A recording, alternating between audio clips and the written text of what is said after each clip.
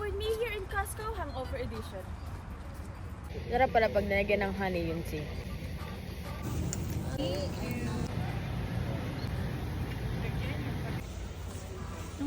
Thank you.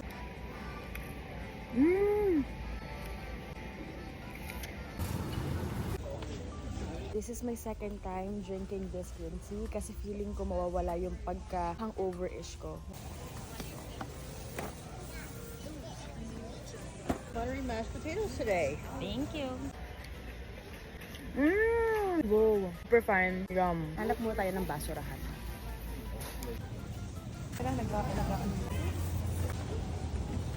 Thank you. Ito ay talagang ang bilis ng bentahan. Masarap daw. Tikman natin. Parang pwede nang iulam sa kanin. Thank you.